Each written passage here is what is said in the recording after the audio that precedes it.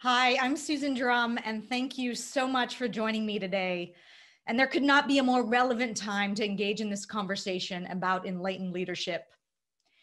This is more than just leadership. It's about taking a stand for something you believe in. And I had that modeled to me back at 5 years old. My parents were in a state of panic as they brought little 5-year-old Susie to the emergency room because, as my mom described it, I was screaming and writhing in pain, but they had no idea what was wrong with me. It was as if I'd been taken over by some kind of demon and was possessed, like in The Exorcist. And she told me the story that the interns were just shaking their heads and couldn't diagnose anything wrong. And they said things like, well, perhaps she could use more discipline at home. And they suggested to my parents and insisted that they just take me home so that they could attend to more pressing emergency room cases.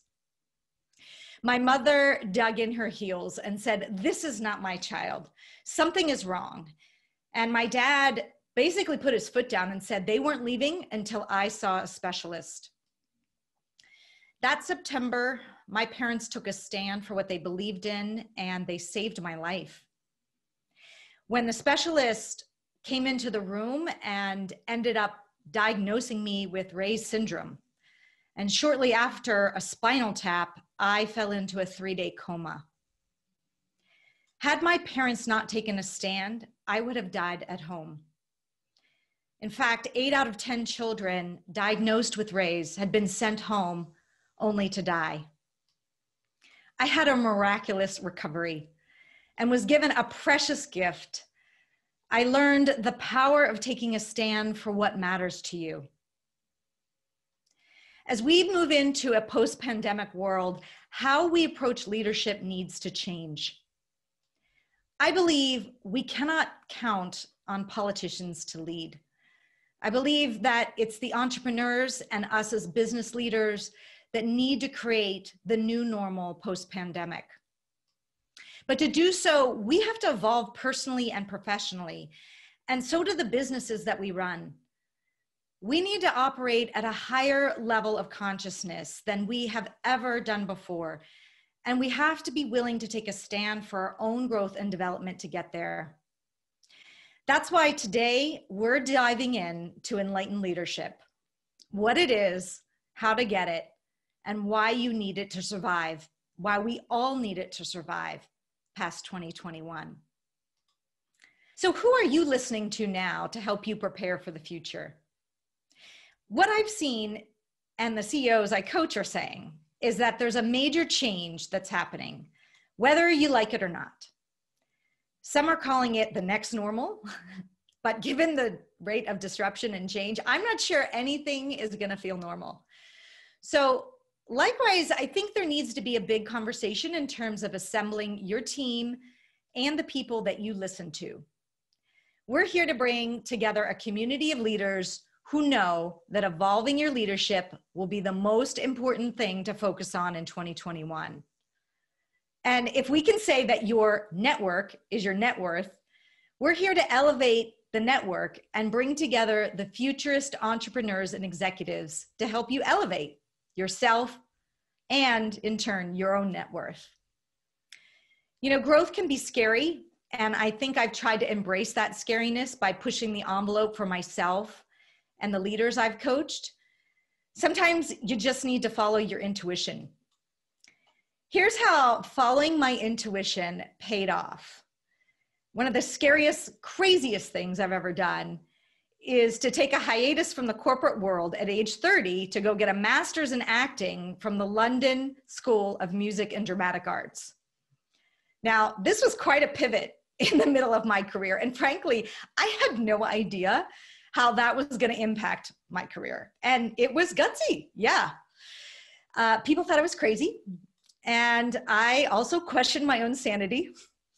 I mean, here I am, a graduate from Harvard Law School on a major business path, having worked for BCG and GE and NBC, and I take a break for 2 years to go get a master's in drama. I mean, what is that about? But the thing is, here's what it offered me.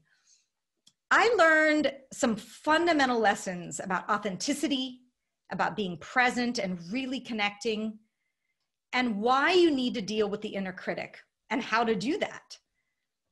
And I think these lessons are critical for leadership effectiveness, and they're infused in my work with executives and entrepreneurs today.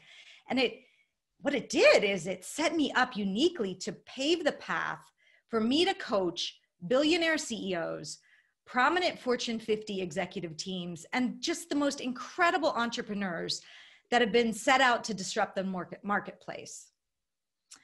I didn't know at the time that any of that was ahead of me. And it looked like I was taking a detour, but I had to trust my gut, and it took courage to make that pivot. Bottom line is, I do things that scare me, and that's what I want to bring to you with the launch of a brand new podcast and YouTube channel. Whether you're willing to go there, I'm willing to go there for you. I'm going to look into leadership ideas that could scare you, and maybe even some should scare you. And I want to find out what they're really about and give you an easy, accessible, no fear way to try them on yourself.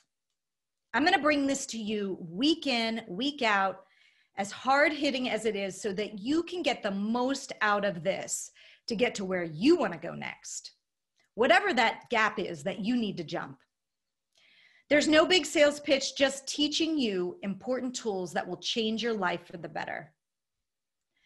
What I've learned on this journey and the community that I've created is what I want to bring to you. The best in thought leadership on leadership to you each and every week from the Enlightened Executive show, which launches today on YouTube and on podcast on all the major channels. So the topics are going to have a little bit of edge to them. Some people may even question the woo-woo nature of some of the episodes, but you know, I've heard that before. For instance, when I first brought the Enneagram into a senior leadership team 8 years ago, some balked and said, wait, this is a spirituality tool. And I insisted, no, it's also about leadership styles, and that leaders could learn a lot about themselves and the people they work with.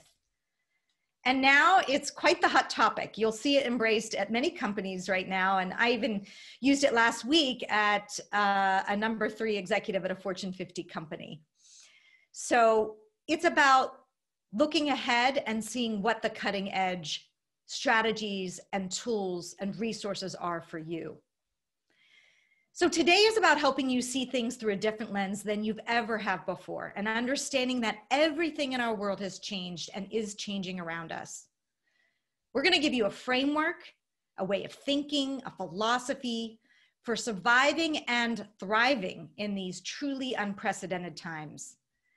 And I believe you need access to a community who will help you. And it starts with the thought leaders I'm bringing you today, who I respect because they're at the forefront of the future of leadership. So joining us today to talk about enlightened leadership is Michael Bernoff and Kaihan Krippendorf. I'm excited to introduce you to them in just a minute. Each one is going to share their big ideas for success in a post-pandemic world, and then we'll take about 10 minutes after each speaker to network in breakout rooms. Because as I mentioned, this is about creating a community of like-minded people, maybe you haven't met before, to discuss those big ideas and share your biggest takeaways. Then I'll share my biggest findings from interviewing top founders and CEOs about the cutting-edge strategies they've used to fuel their leadership evolution. At the end, we're going to bring it all together with an open Q&A happy hour, because it is St. Paddy's Day, so that you can ask me anything about installing enlightened leadership into your organization and into your life. So let's get into the hand-selected colleagues I am so pleased and blessed to bring you today. So many who have experienced the power of his message have called Michael Bernoff just a miracle worker, because Michael is a coach and a highly sought after speaker that's blessed with this unique ability to just zero in on exactly what people need to experience remarkable transformation in their lives. And while these incredible changes they experience may seem like a miracle, the reality is Michael believes we all have the capacity for greatness. And those who've had the privilege of hearing Michael speak will confirm they experience a startling new clarity, a vision for their future, a sense of purpose that had previously eluded them. Michael has this ability not only to cut through the clutter and obstacles that keep most people stuck in a rut, he does so in a warm and energized and entirely honest way that inspires his audience to action. So Michael is going to share with us some proven psychological triggers to create automatic, intelligent habits among your team. He's going to get into ways to access a hyper-focused state to start something fast and complete it efficiently. And he's going to bring a simple yet really powerful technique to override yours or others on your team current level of play. So I'm super excited to share and introduce these amazing concepts from Michael. So Michael, welcome. I'm here. Susan, can you hear me loud and clear? I can hear you. Got me good? I see the thumbs up from your team. So yeah. Thrilled to be here today. And I'm listening to that laundry list of incredible things to share. And I'm like, all of that in 15, 20 minutes. So we got to move quick, and leaders learn fast, and we've got to make it happen. So this is awesome. St. Patrick's Day, we get to party together and work on our minds and help ourselves become more effective. So you ready for me to rock? Let's do it. Let's do it. So, all right, everybody, I'm going to move super, super quickly. I live in Scottsdale now, but I'm from New Jersey right off the bat. So I do talk fast. I do move quick, but I want to make certain you guys get triple the information half the time. So we talk about leadership. It's an interesting concept. And if you were to dig up a book on leadership in 1980 or 1990 or 2000, even a year ago, the stuff they teach would be similar to the things that most people say leadership is today. But there's a difference between what leadership actually is and what leadership isn't, and actually the stuff that actually works. So what I want to share with you today is a few ideas, a few things that help you make a big difference. Susan gave a great intro of what those things are, but my desire is to really give all of you a very simple understanding of the people in your life, whether it's your team, whether it's your children who are on your team. And I'm one of these big people that are into the word team, because I think even the word family these days, a lot of people call their team their family, but that's a word that I teach language that Mark Zuckerberg has really messed up for all of us. You got 5,000 people you hardly know, you call them your family, you wouldn't even know them. So the reason I love the word team is I want to build an all-star team in life. I want to take my wife, my kids, my best people physically on our team at work, put them on a team. You guys, we all come together on a team to help people become effective. Because the one thing at the end of the day, in order to change everything in your life, there's one very, very powerful skill that all leaders have. And I want to just throw it at you right off the bat. I'm in a huge building right now called the Human Communications Institute. And one of the things that we believe is that communication is the most underdeveloped and underutilized asset that we have to get anything you want, period, in life. So if I'd say there's one skill that helped people dominate last year, it's communication.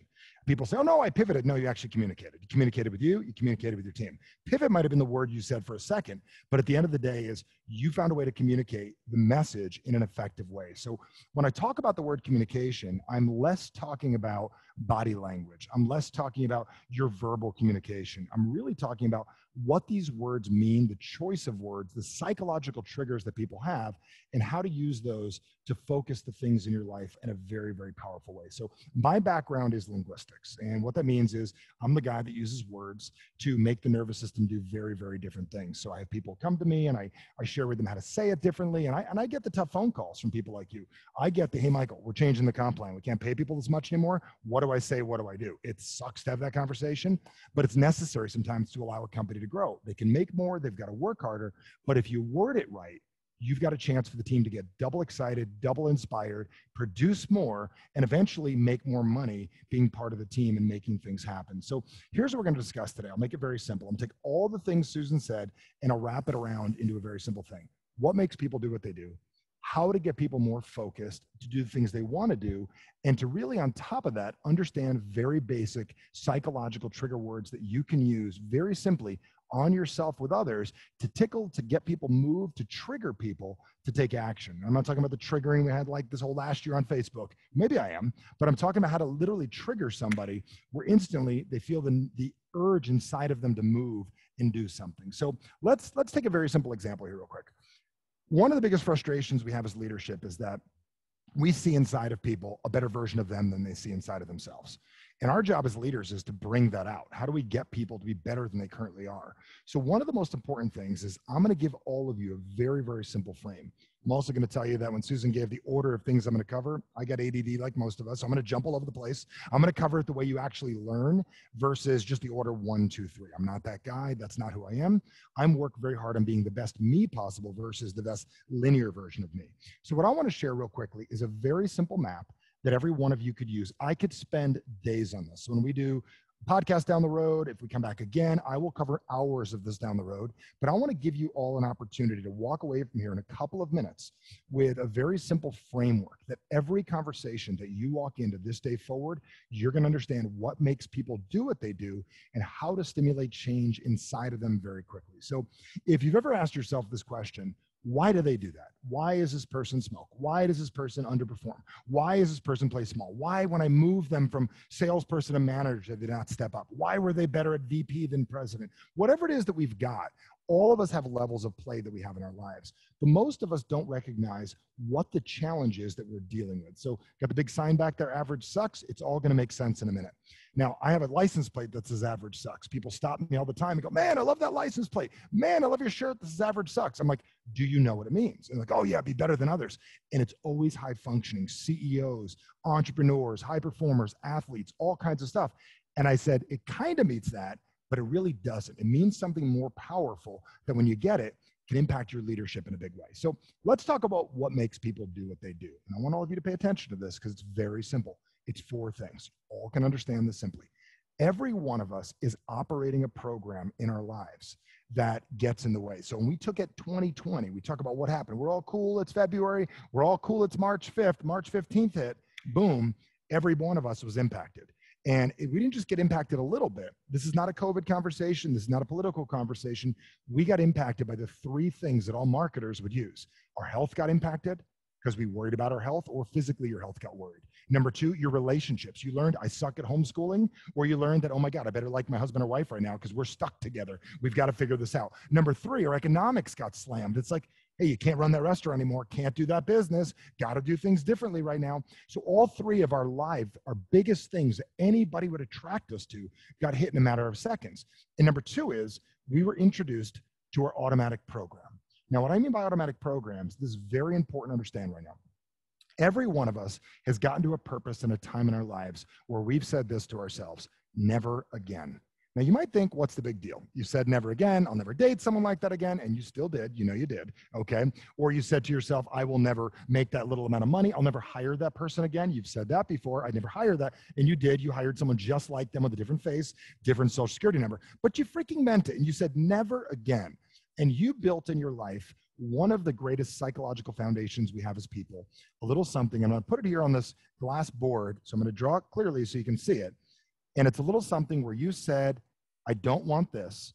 And I want all of you to pay attention, because when you're triggering and you're wanting somebody to change, can you see that, Susan? It says don't want. We got it clear on the board. If not, we're going to come in real tight. Don't want. So what happened is you said never again. And in that moment, very clearly, your brain says, I'll never do that again. You instantly said to yourself, you know what I'm going to do?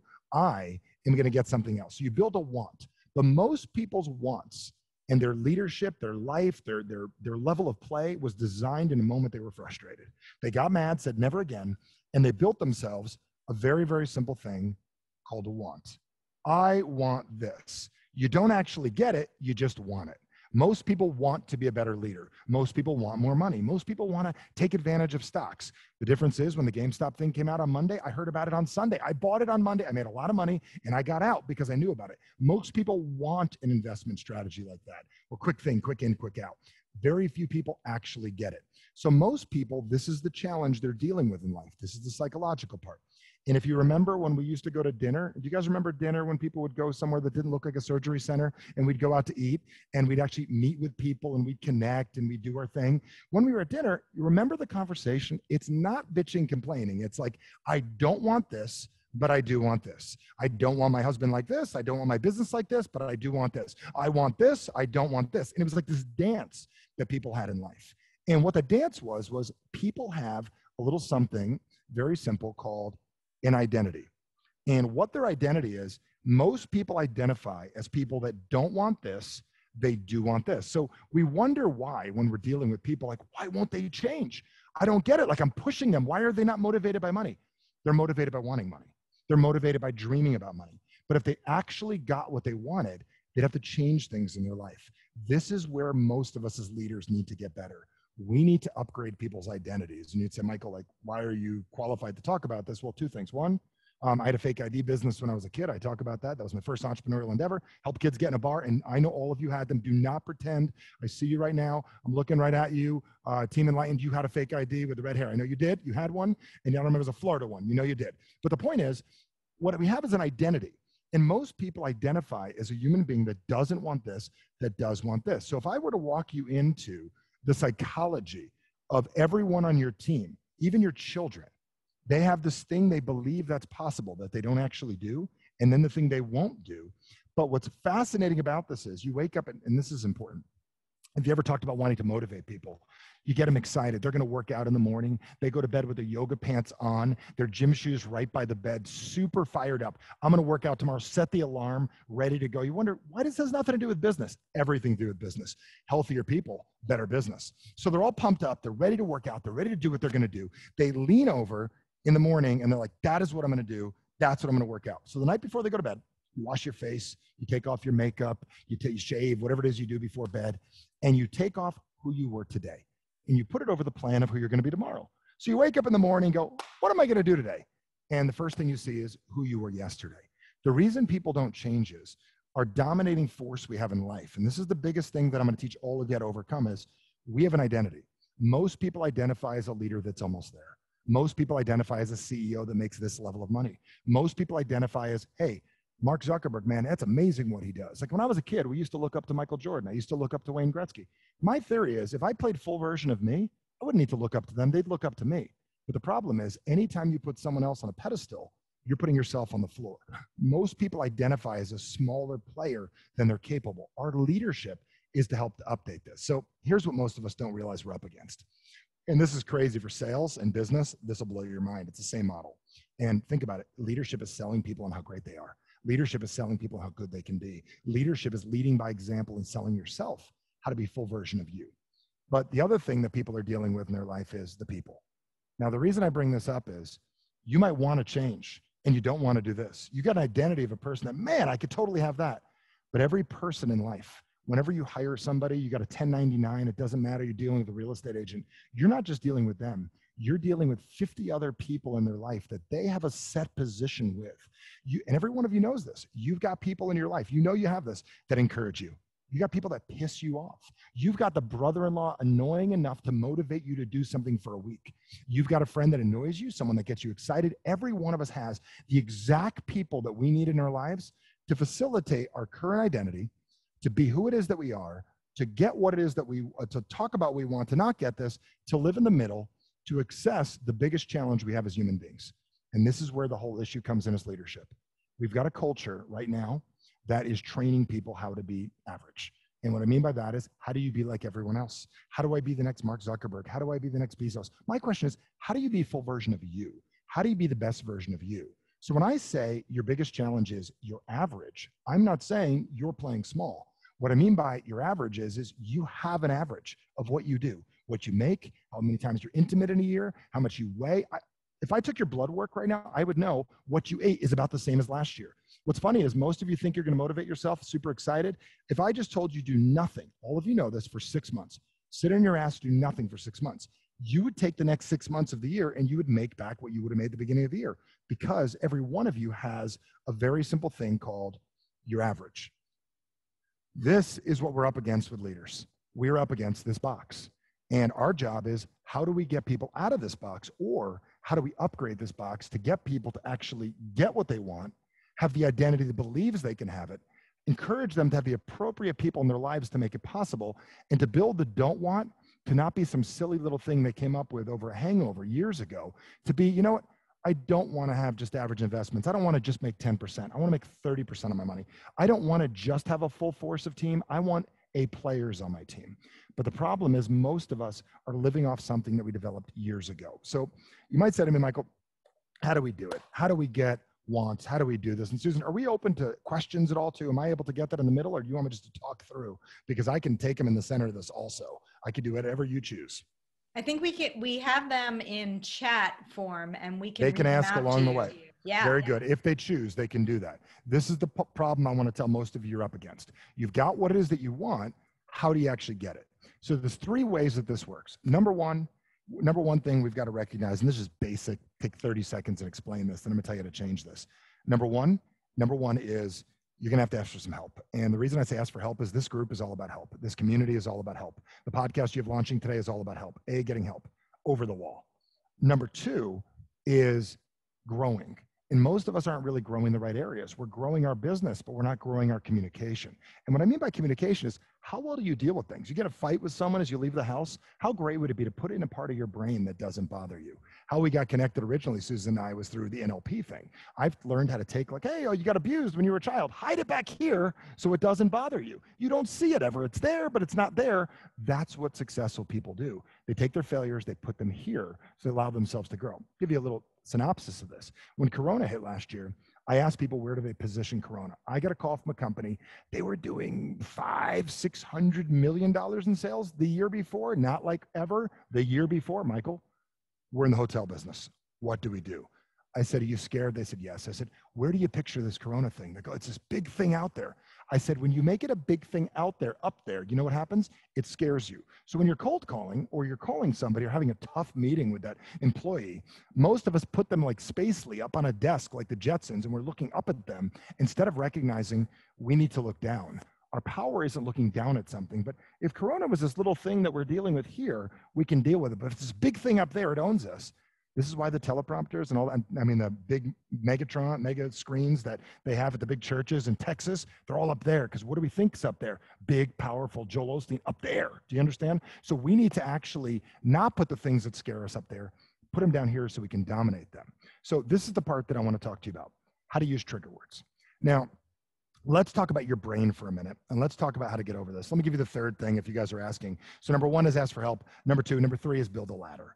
And what I mean by build a ladder is you want to build a ladder of communication to get you out of the way of what it is you're doing. So let's talk about communication here for a minute, and let's talk about literally what drives people to create change in their life. So let's talk about your brain for a minute.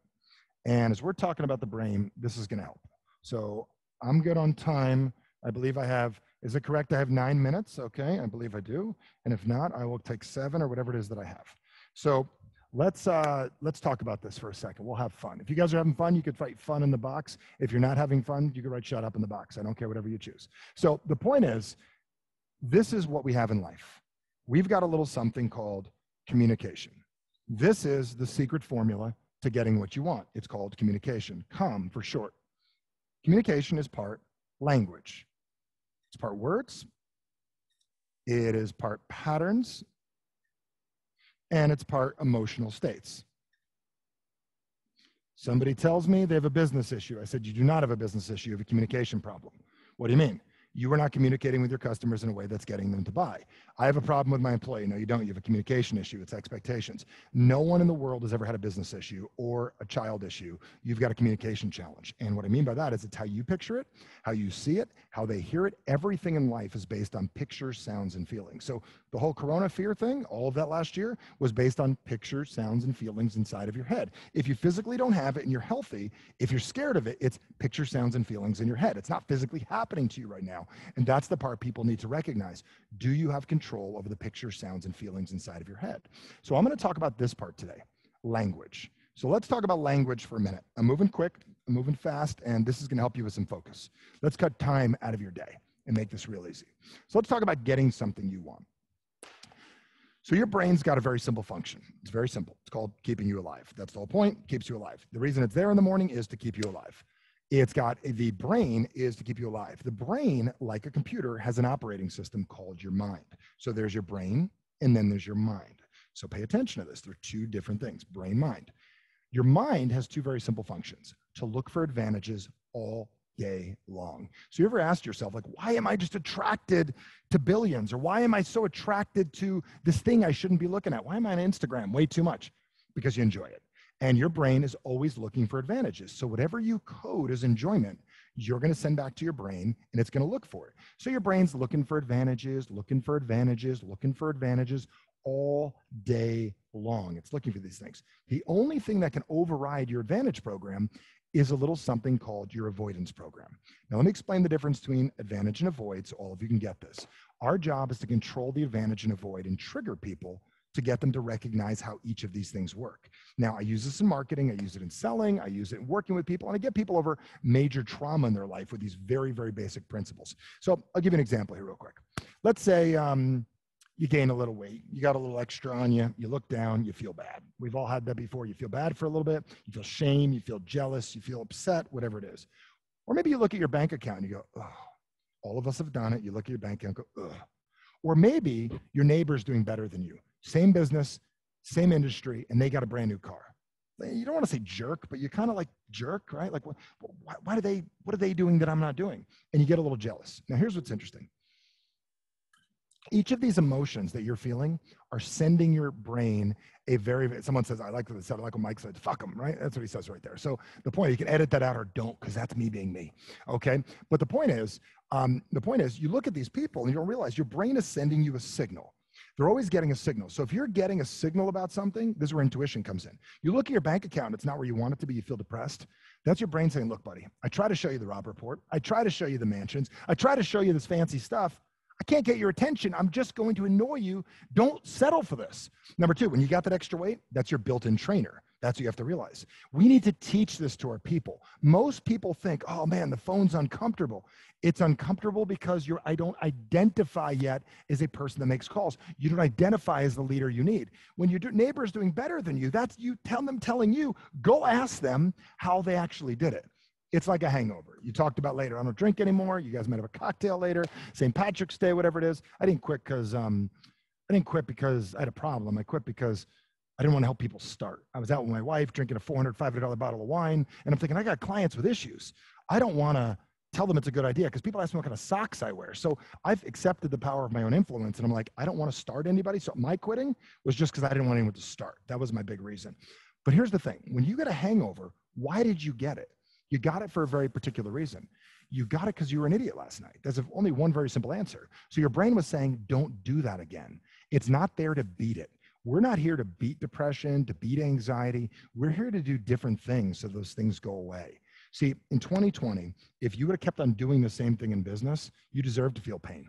And the reason why is that is your brain saying, look, buddy, hey, you're going to lose because that doesn't work. We were ill-equipped as leaders last year to face what it is we're dealing with. I have a couple of clients that I work with that are Vietnam vets. They said, this is nothing compared to 1966 when half of your neighborhood went away to war last year. It was horrible last year, but that was a different time. If we had that mentality last year, we would have survived and done better.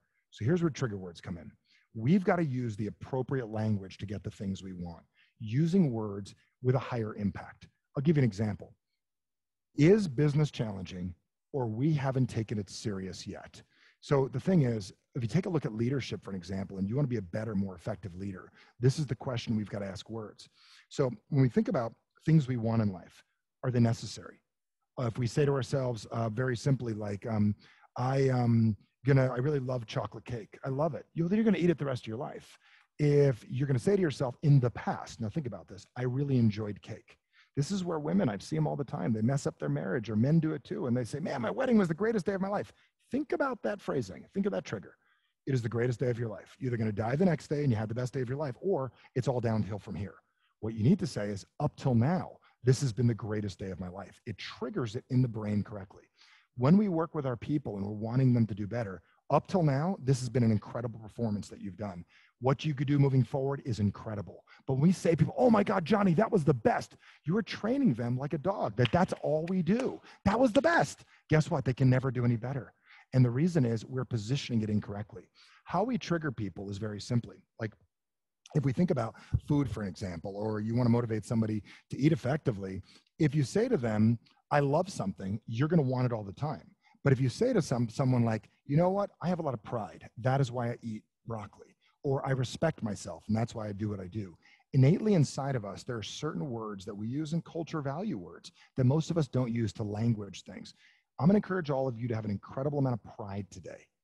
and be where it is that you need to go and do what needs to get done. If you remember quickly when I had the box here, if you remember there was a box and the thing said identity and people, this is the thing we need to understand as leaders. If you want to trigger them, there's two things that trigger people. It's not desire to get more, and it's not avoiding things. That's old school. That's 2000 and back. Here's what really moves people. Identity, this is the last thing I'm going to share with you, identity and the people in their life. So one of the greatest things you can ask people is this. So who in your life, when you start performing at the level that you're capable of, is going to notice first? They're always going to say me. After you, who's the first person that's going to notice? And then they're going to get the smirk on their face and they go, my wife, I bet she'll be proud of you. Then every day that man or woman shows up, not just as them, they start bringing the people they admire with them to work each day. Not physically bringing them, but they dial in, they get on the Zooms, they get on the chat. Our job is to trigger the people in their life and their identity to get them to actually believe they can do it. So that's the power of all this. I wish I had more time. I could go on for 5 more minutes. I could teach more, but Susan, that is the crux of what I would share with you right now. And that's the very interesting thing. I can take a question or I can share it later with the group, but that's the simplicity of this. What I'm going to share with you is choosing words that actually drive a human being to update their current identity. And here's what I believe most of us have to do as people. If you want super focus in your life, we got to get clarity in our life. You know what? Let's think about this for a second. I'm going to share one last little thought with you real quick, and I'm just going to go through this real friendly. Think about food, for an example. I always use this as an example because if we talk business, we got emotions attached to business. Think of this, like if you watch Billions or you watch Mr. Miyagi, they always talk about something else. The reason why is if you talk about the thing they're scared of, we put more fear on it. Just talk about working out instead of talking about business for a minute. So let's talk about health for a minute. Most people, they look at food and they just eat it. They love it, they eat it, and they call everything food. I learned how to lose weight and teach tens of thousands of people how to lose weight eating the same thing by just categorizing things in life, by creating triggers for each of them. What I realized is if you just call everything food, it's like drinking a shake, which no one should do. You know what happens if you drink a shake? It winds up in your stomach. If it winds up in your stomach, you just eliminate it afterwards. That's what happens. But you should chew a shake. When you chew it, you send the appropriate enzymes from your brain, says there's broccoli, there's spinach, there's stevia, there's sugar, break it down, make it work. So before you eat, I think of a relationship. Leadership is a relationship with food. So here's what I mean by relationship. Your relationship with food is very simple. It's one of three things. If you're going to have it in your life, you're going to have it inside your body for the next 10 years, you probably should know its name or where it's from. It's like dating. So the first thing you might want to say, hey, what's your name? I'm nutrition. Where are you from? I'm from a tree in your backyard. Great. Number two is I'm entertainment. You know what? I'm like a little popcorn at the movies. You guys remember people used to go to movies back in the day? Or number three, I'm addiction. I'm the third thing in life, which means I went back for a second helping of Doritos. 5 Doritos at the football game or a small bag, okay. The big jumbo size, it's called addiction. So if you go through your day and you're like, you know what?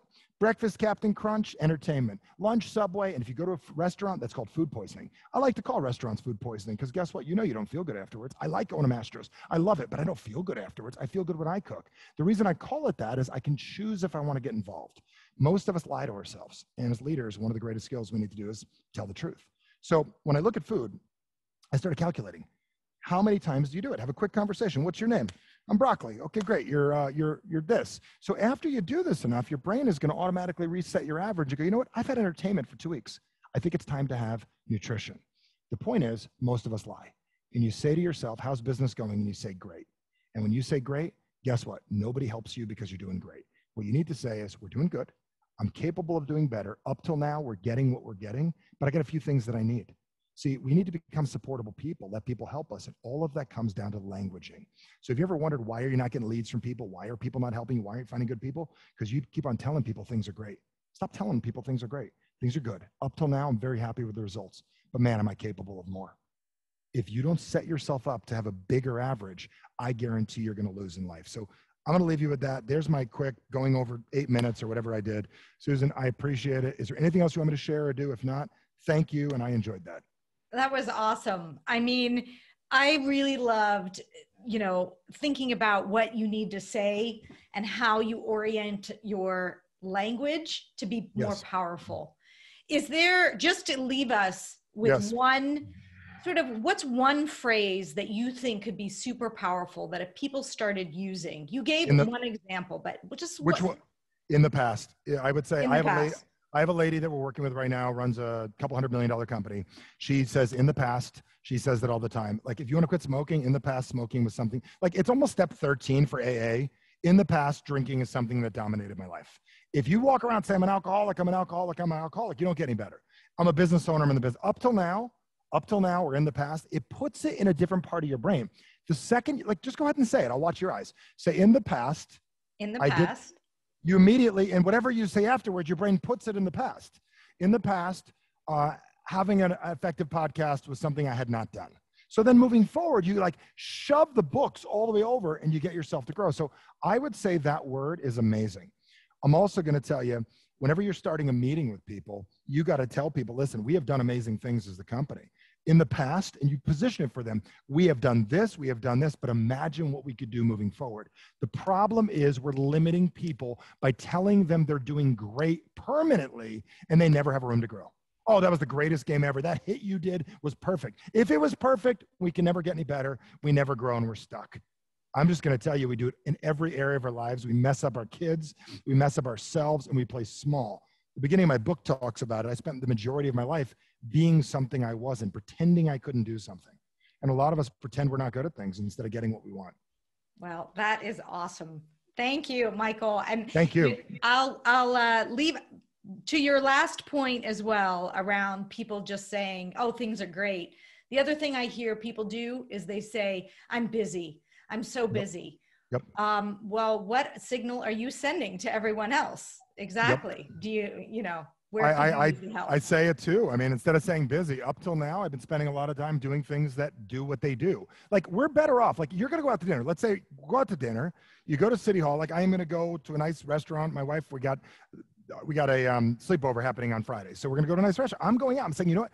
I'm going to eat something that I thoroughly enjoy. I'm probably not going to feel that great tomorrow. That's okay. But I'm going to own it. Most people are shocked when things didn't work out the next morning instead of calling it what it is. You know what? Up till now in business, I've been doing all the things that get me the results that I've been getting. In the future, I'll be looking to do things different that get me different results. It will free your brain versus what our parents taught us. Work hard and be a good person. What a crock of crap. I mean, work hard and be a good person. There's your business strategy. Good luck with that, guys. Work hard and be a good person. Become a great communicator. Get anything you want. Boom. Awesome.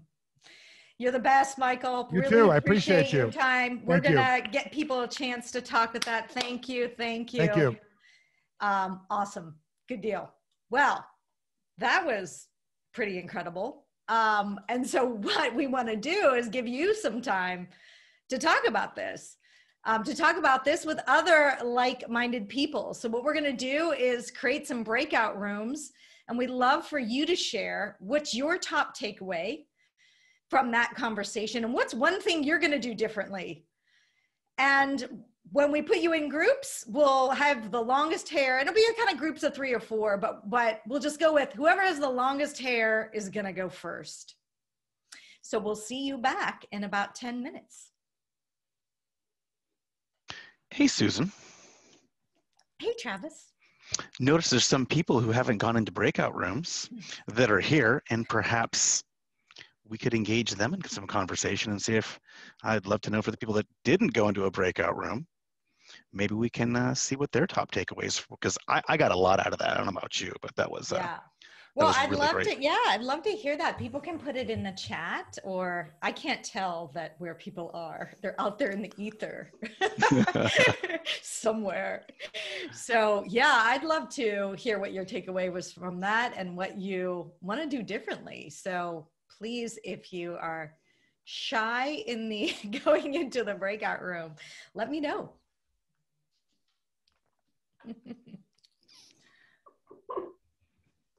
Yeah, that whole concept of becoming supportable, how Michael uses languaging, I think there's so much in there. Yeah, what did someone phrase him as one of the top 5 people who in the NLP space, neuro-linguistic programming, and that's really about how our relationship with language and how language really drives what we focus on. And so it's so powerful. You know, I noticed when I was becoming a facilitator, I trained with one of the best, and very small changes in how he presented I noticed the impact on the audience was extraordinary. And it was so good. I literally filmed him one day so that I could type word for word, what is he saying that's creating the impact? And it was doing that type of work that it helped me see, boy, just the smallest shift in your language can have the biggest difference. And what I like about what Michael said is it's also your internal language, right? What are you saying to yourself? Not just what you're communicating to your team and others, but what do you say to yourself that creates limiting beliefs or keeps making things the way they are, the way they have been? Yep, 100%. I get the distinction between I have to, I should. And I notice that will come out of team members occasionally, and just rephrasing that to the I get to language, Yes. or the expectation of what I get to do as almost as like I'm blessed to be doing it instead of something that I have to. Yeah, exactly. So I was fascinated. Oh, I'm sorry, Susan. No, go ahead. I was just going to say, I was fascinated with the way he offers you to rename things more of a truthful way, like with relation to food. It really does put that in a completely different perspective about how you're treating yourself. If you're on this junk food bender, and he calls it entertainment, I thought that was so fascinating how he renames things so that you can frame it in your mind in a better way and help yourself. That was awesome. Yeah. Thank you.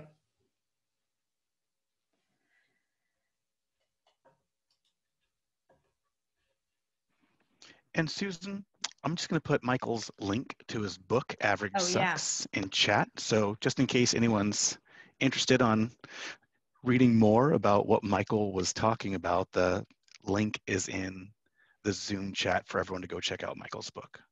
And I just love his energy.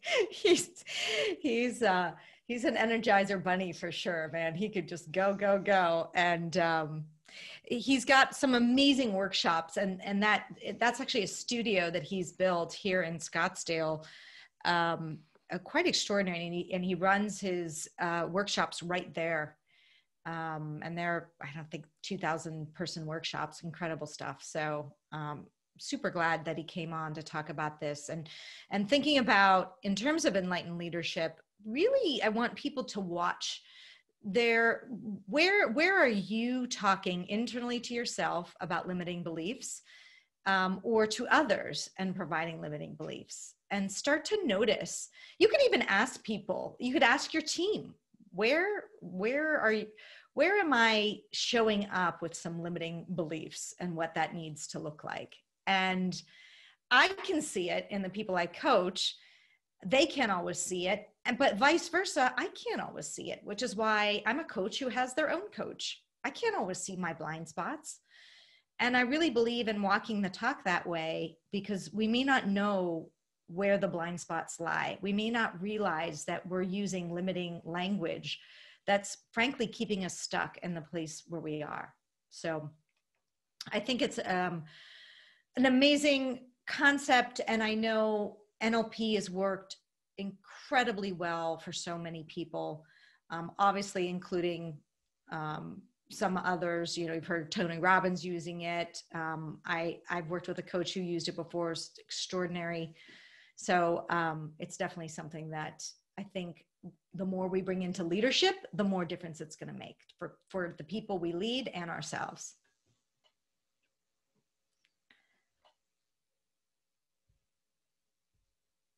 And I hope you're all prepared with your green beverage shortly. I've got mine. Susan, we've got a question in chat from Ginger. Can you see that? Oh, yes. What limiting beliefs have I surrendered, and what impact has it had on my life? Wow. Yeah, I think for me personally, when I talked about it before, this belief that you're on a certain path and that's what you need to do for your career. So, for example, I went to law school, and most people would assume that out of law school, you go and become a lawyer, right? You just studied that for 3 years. And I didn't go into it thinking I wouldn't practice law, but as I went through it and I realized how it just didn't feel like what I wanted to do for my life after working during my summers at different law firms, that I let go of the belief that just because I studied law means I have to go be a lawyer. And when it did, I was like, you know, I can take the thinking behind this and use it in a lot of different ways. And in fact, what law teaches you is how to make distinctions. Now, that's applied usually to case law, and you're looking at which case would apply and what's the distinction between this case and that case. Well, what I learned is I use the same skill, only I apply it now to mindset or how people think. It's still about making distinctions. So just because I studied law doesn't mean I have to practice law, and I could actually move. And so the impact has been pretty amazing because I jumped ship pretty early on. I actually never practiced law. I went straight from law school to work for BCG and do management consulting, which was usually a job an MBA gets out of graduating their school. So that's one example. How about you, Travis? Limiting beliefs. Yeah, that you've surrendered. Yeah. So for me, the not enough was a big conversation growing up. Always not feeling like enough, not feeling like accomplished enough or good enough at sports or good enough at girls or good enough at life or relationships. A lot of that. And so, we've done the work, right? Whether it's some of the courses, you name one, I've probably done it. And I'd say that it's the not enough conversation is, for me, one of the bigger overcomings of limitations I've had to deal with, for sure. Yeah, for sure. Well, I know there's a bunch of people that I see that have recently joined, because as people are finishing their workday, finishing meetings, they're hopping on because we're at the top of the hour. All right. Well, welcome back. And we were talking a bit about the impact of these limiting beliefs, but how our language sets up the limiting belief, or maybe it's a manifestation of the limiting belief, right? And so watching your language, both to others as well as to yourself, the internal dialogue, is so important. And I think the way we develop awareness of that is to start to talk to people and ask them, where do you see me having a limiting belief? Like, what a great question to ask people that are closest to you. Where am I selling myself short? Where do I not have I speak in a way that doesn't create the success I'm looking for? You could ask this of your team as well. What do they notice about how you talk about the future? What do they notice about your style? And getting that type of feedback will help open up where you can't see the blind spots that you might have. So with that, I'm going to dive in and introduce to you our next guest. And so I'm going to bring up the slides again so that you can hear a little bit more about Kaihan. So Kaihan was recognized as one of the top innovation experts in 2019 by Thinkers 50. He's a global keynote speaker on innovation, and he's been a dear friend of mine for 10, maybe it's been 15 years now, which I can't believe, Kaihan. But he is an incredible speaker. And today he's going to unveil the critical areas a company needs to focus on to make innovation an everyday activity and part of the company's DNA. So what he did is he took 5 years of in-depth research with hundreds of successful corporate innovators, and will share those insights from his Edison Award nominated book, Driving Innovation from Within, a guide for internal entrepreneurs. Because everyone, and when we hear him speak, everyone has the capability to innovate, and it shouldn't just be left up to the CEO or the senior team.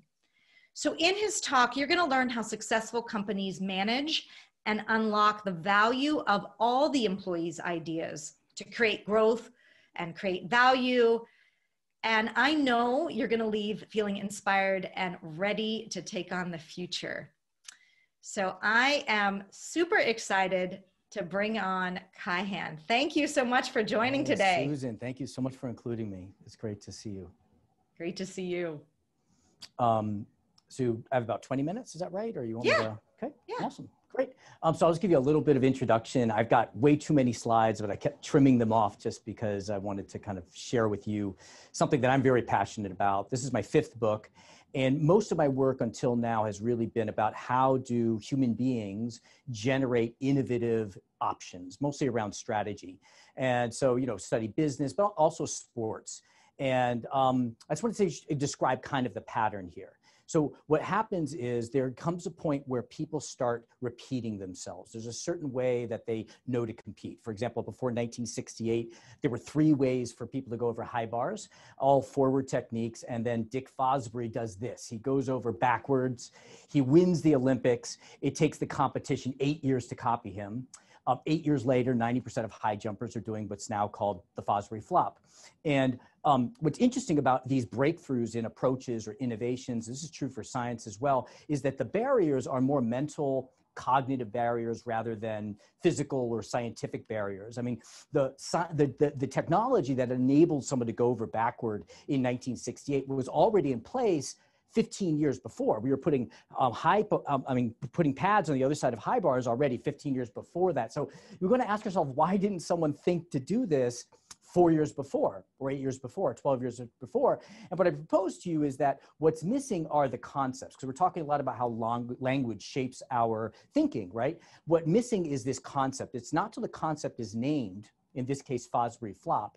And it's not, by the way, a coincidence that it alliterates. It's a sticky word. Until we have the word, we can't call up a coach and say, hey, can you teach me the Fosbury flop?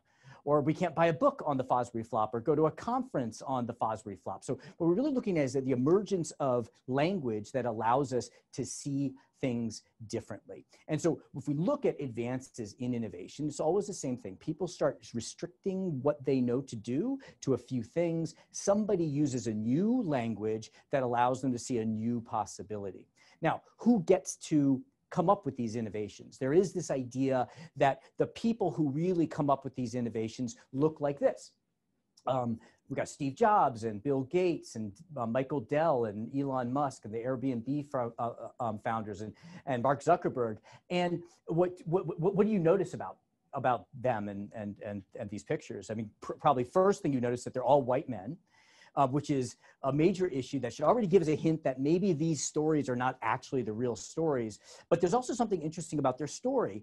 It is a very engaging story. They come up with an idea sometime in college.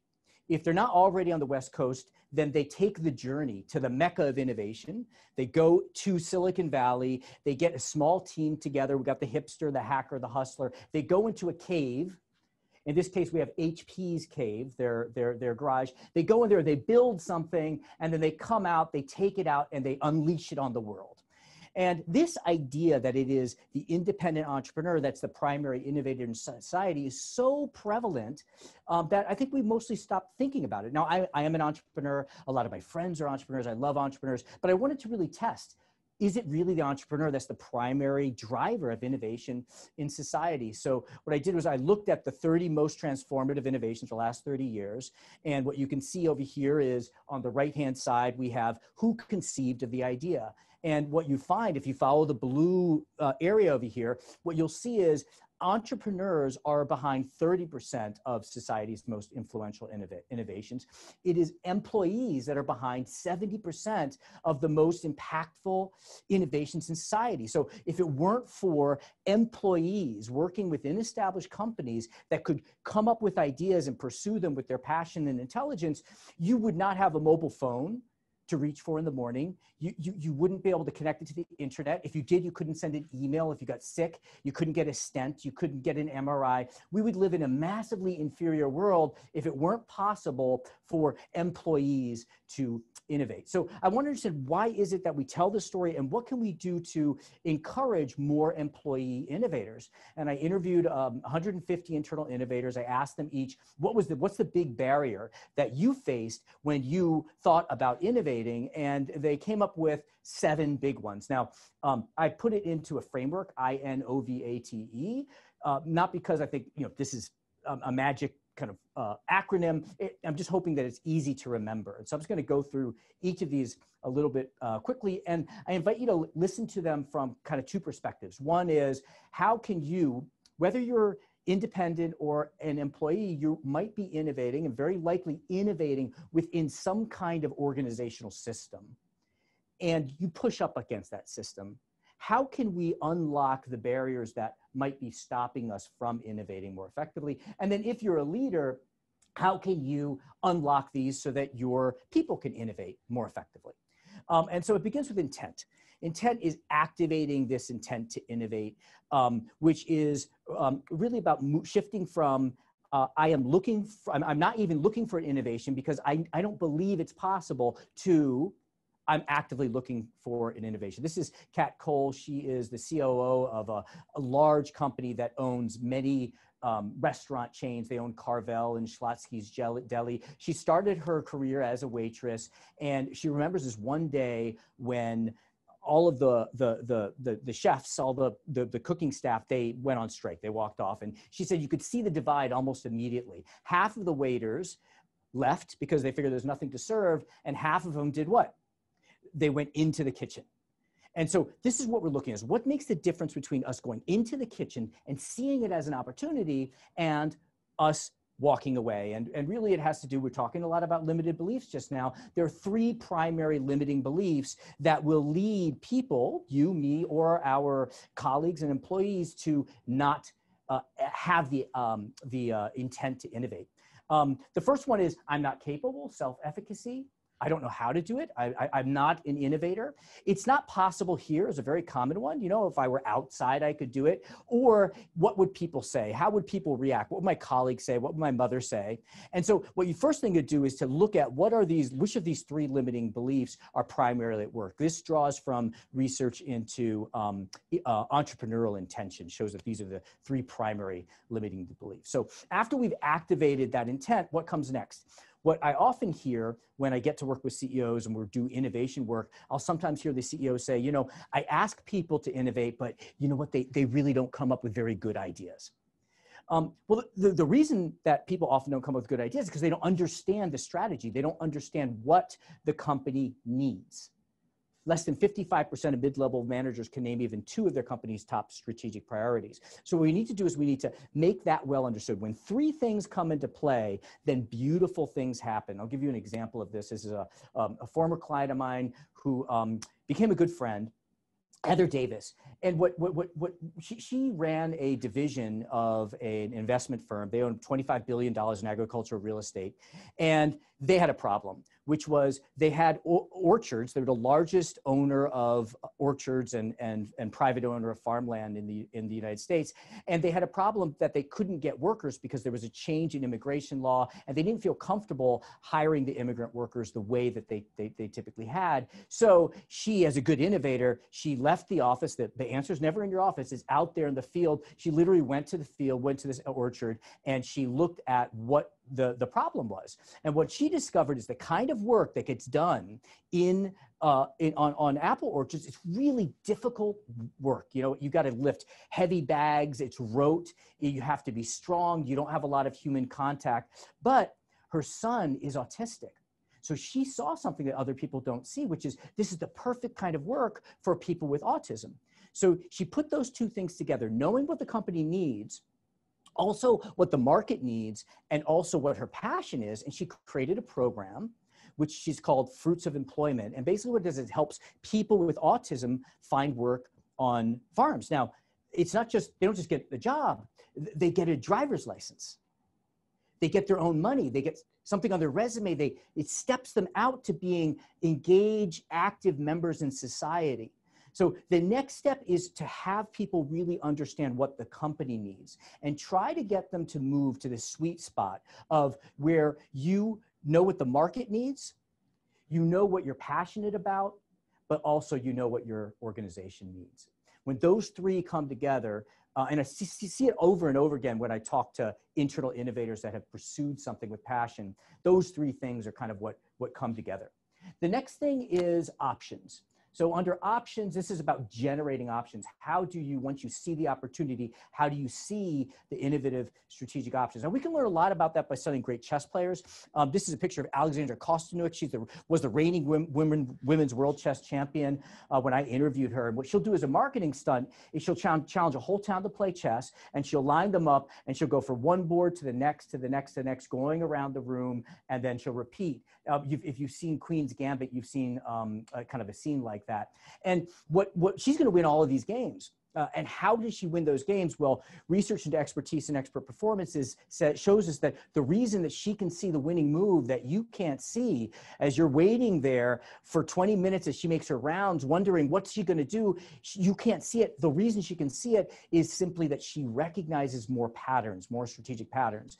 Expert chess players recognize twice as many patterns as a master, recognize twice as many patterns as experts. Grandmasters recognize 10 times as many. Now, most of my research and my doctorate work has been based on this set of 36 strategic patterns. I think they're fundamentally 36 strategic patterns. But just to summarize all that work for you, there are 3 patterns that are particularly helpful when you're seeking to be an innovator from within. And they can be summarized in 3 questions. So once you've found your need area, you want to look at 3 questions. Where is the next battleground in this space?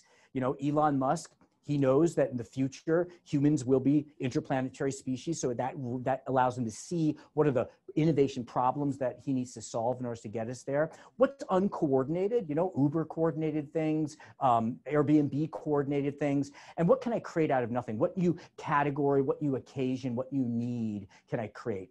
And so what happened is that these questions will hopefully help you generate strategic options, which then you can then pursue. Which then leads us to our next challenge, which is value blockers.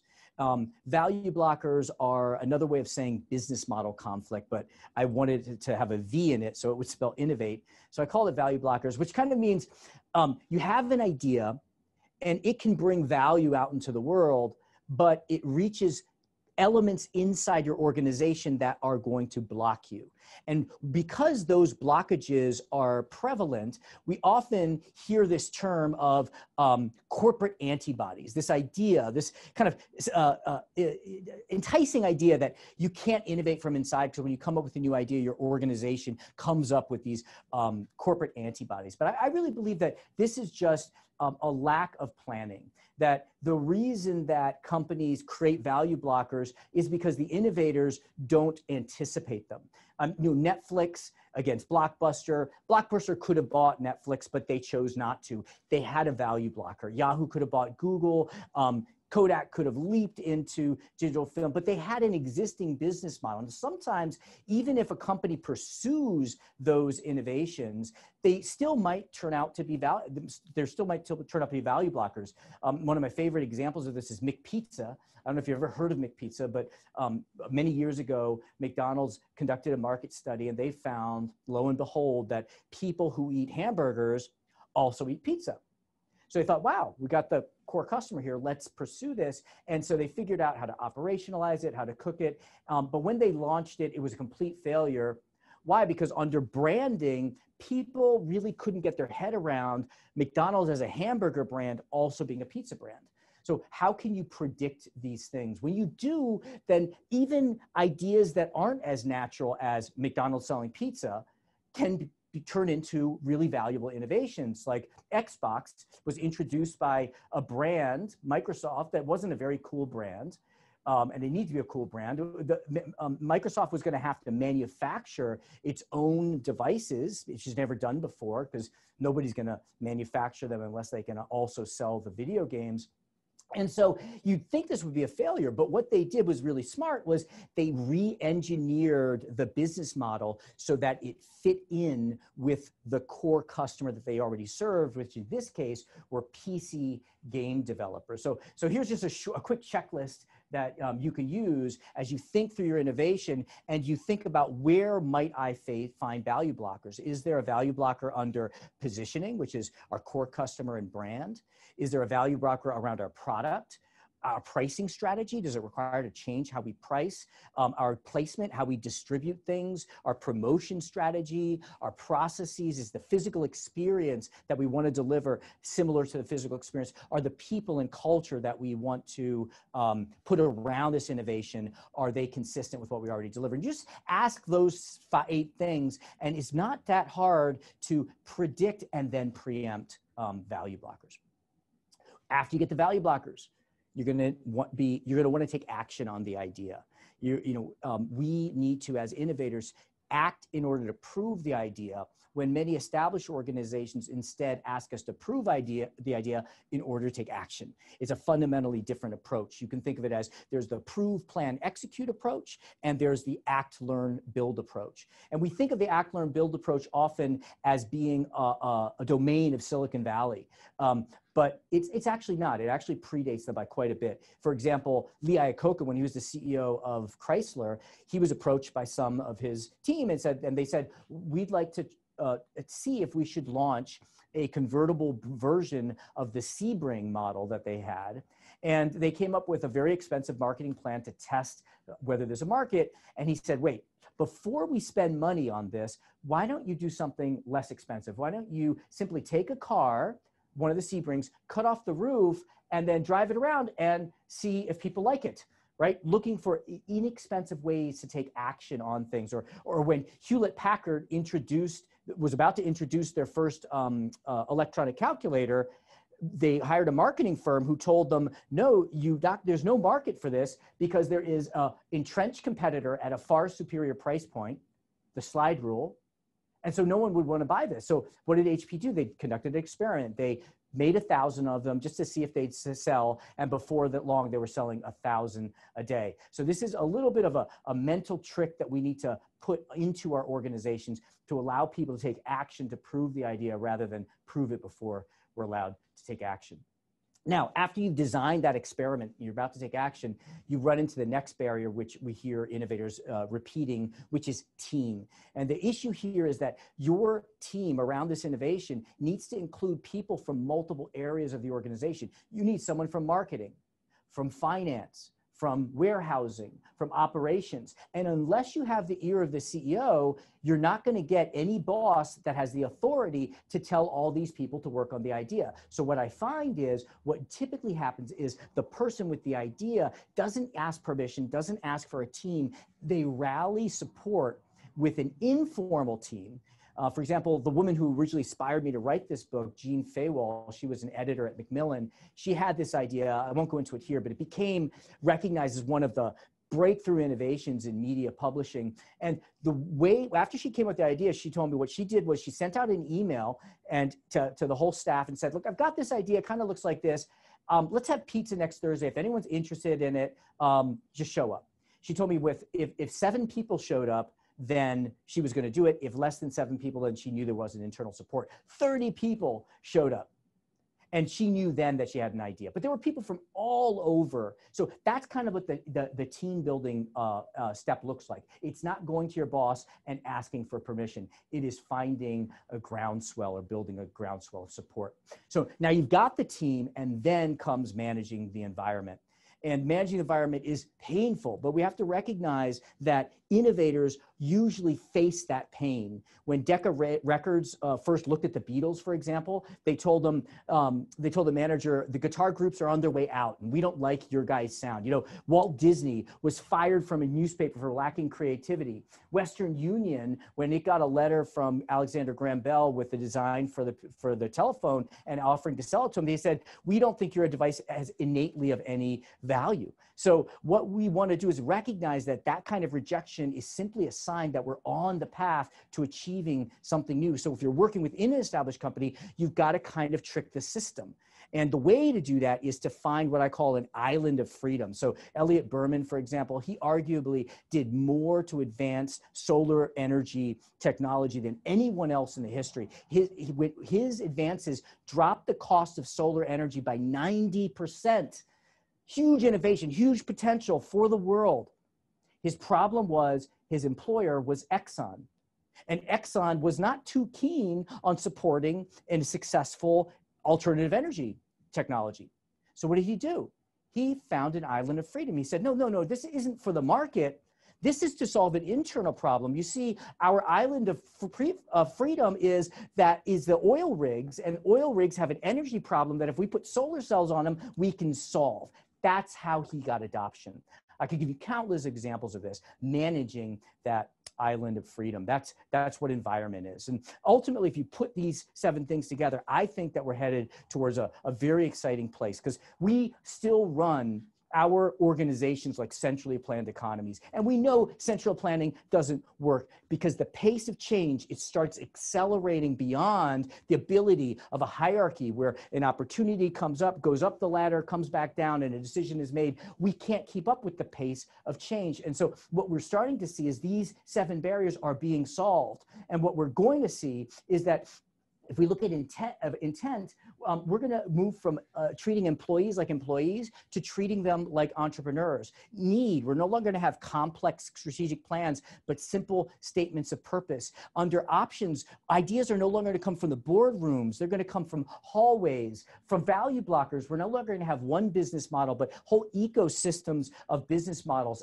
We're no longer going to ask people to come up with a business plan. We're going to let them have the freedom to just take action and experiment. We're going to move from hierarchies into agile teams, and ultimately under environment, what we're going to see is the hierarchical organization is going to evolve into a platform where passionate individuals who recognize an opportunity have the freedom to rally the resources to pursue them.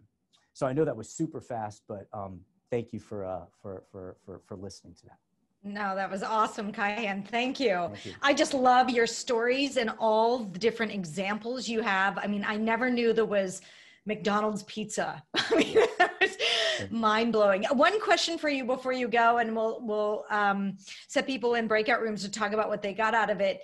How do you think innovation is changing in the work from home model that is going to continue to some degree, even after post-COVID? You know, people are finding, we don't need to have everybody come into the big office. Do you think it's a barrier to innovation, or do you think it's, there's a way to making innovation even easier?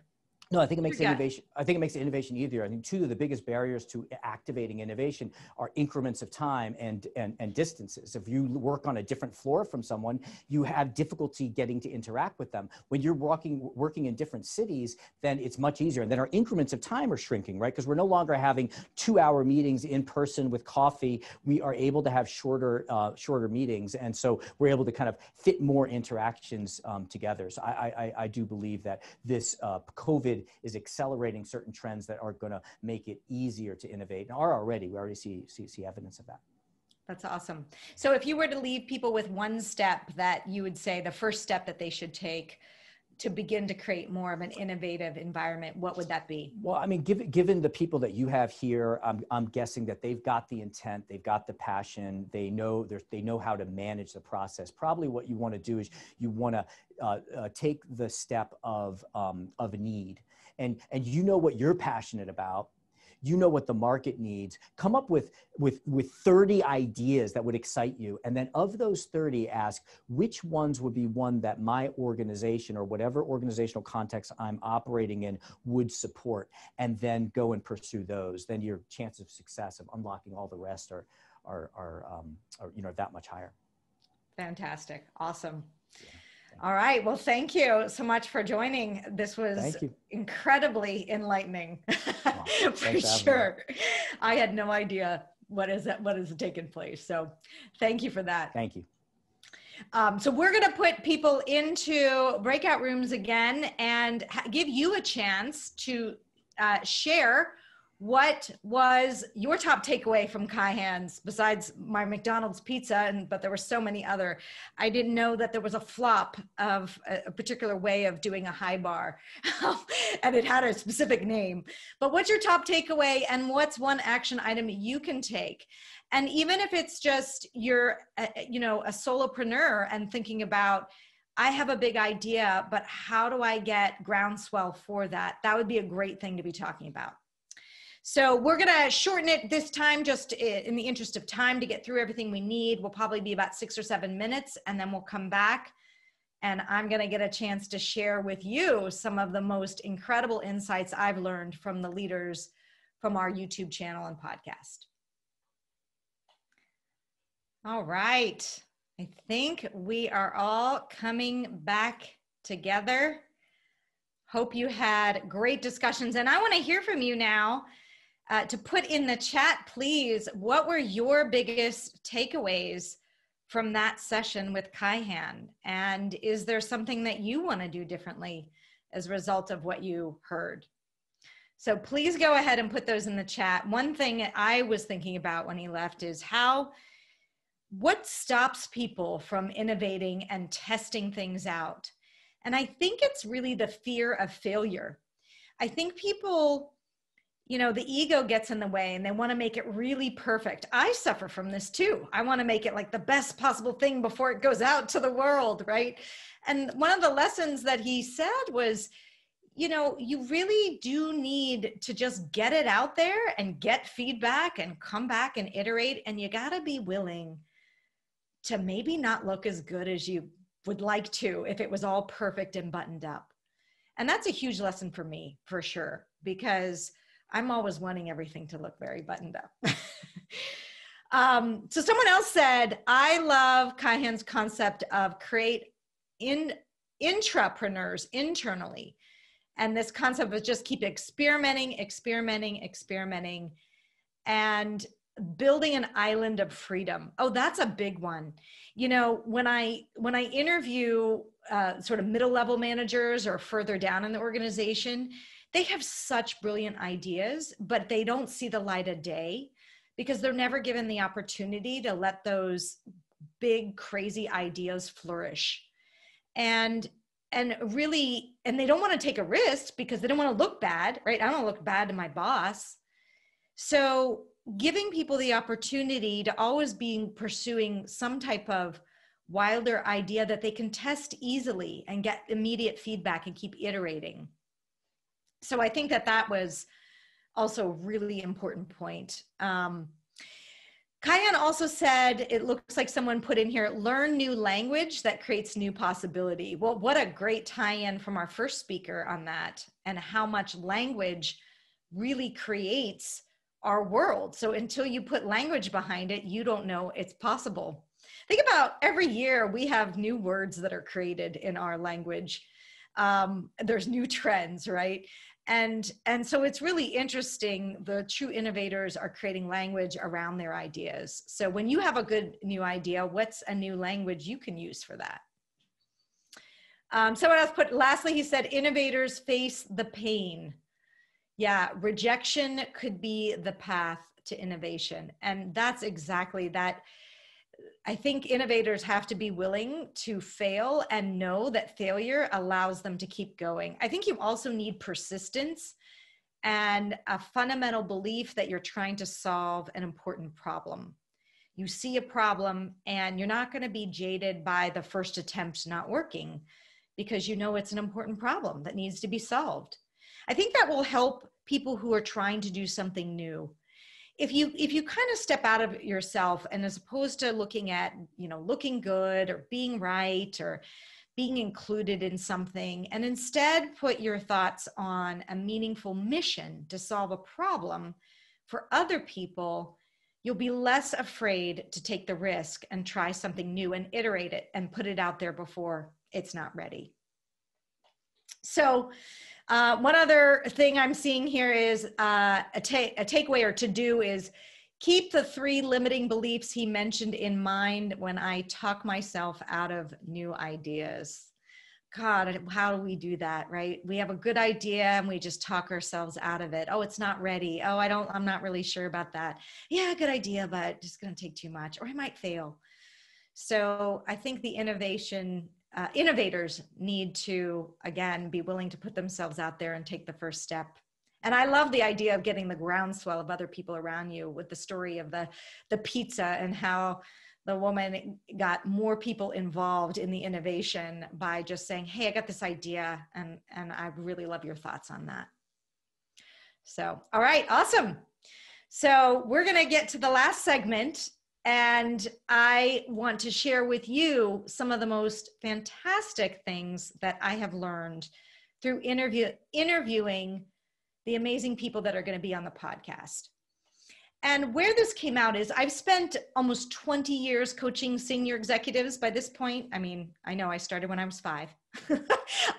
Executives, entrepreneurs, their teams on leadership effectiveness. And, you know, over the course of my career, I've really seen good leadership, I've seen bad leadership, and I've seen really everything in between. And I've seen the patterns and qualities that made them successful. You know, they talked about that pattern recognition, and Kaihan said about grandmaster chess players. What are the patterns? When you see something enough, you start to see what are the blind spots and challenges that get in people's way. And in particular, over the past 2 to 3 years, I've noticed an important trend. And that trend is there is a hunger and an awareness in the best leaders to grow their business through growing personally. So that's why I coined this phrase, the Enlightened Executive, to describe these types of leaders. The leader who tirelessly chases their own personal growth, and they're driven by this meaningful mission, again, this mission outside themselves, and they lean into courage and creativity and empathy. And it's these amazing leaders that I have the privilege to work with that know that their personal evolution sparks their leadership evolution. So our guests on the show are going to cover this 4-leaf clover of leadership. Focus, what you put your attention on, the future, what you envision, empathy, how you connect to others, and empowerment, how you play in a bigger version of yourself and you help others play in a bigger version of themselves. So one of the first ones that was released today is Dandapani. And he's one of the first people I was excited to share with you because he is working in the work that he does with Fortune 500 executives and Fortune 50 executives, basically.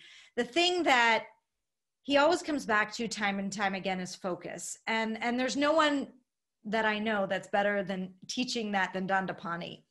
He's a Hindu priest, a former monk, and his extraordinary work focuses on teaching people how to focus.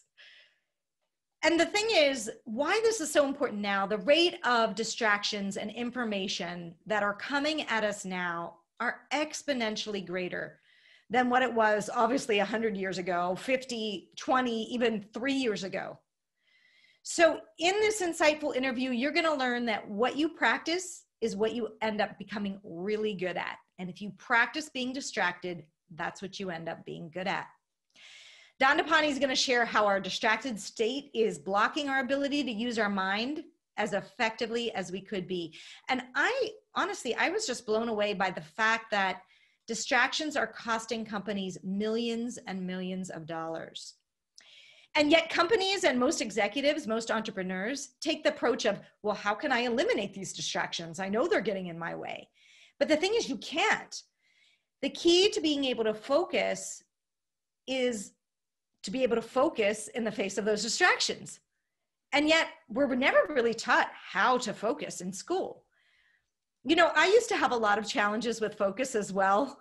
My mother shared with me that as a child, she was so worried that I would never amount to anything because I was so flighty. I was flitting from one thing to the next. And early in my career, I tried to manage that. That is inherent by eliminating distractions too. And I think these things are low-hanging fruit, right? And it's stuff that I'll coach every CEO to do, which is, of course, you want to turn off your notifications on email so you aren't distracted during focused working time. And ensuring you know what your top 3 priorities are for the week and making sure that you have time blocked in your calendar to reflect that. Or another thing that's been really important right now is letting your family know your do not disturb unless emergency sign needs to be up during certain time blocks during the day, and letting them know when that is, right? And that definitely gave me and those that I coach some focus time to make progress on the most important things. But given the level of distraction that we're experiencing today, that wasn't enough. And it wasn't until I learned to meditate, I mean, really meditate, that I was able to harness the power of focus even amidst distractions. So if you meditate every day like me, you know what I'm talking about. And if you don't, I know. I resisted this for years. I've heard every excuse as to why not, because I use them too. And what I found is that most people are judging themselves for their thinking while they're meditating. And what I would say is, guess what?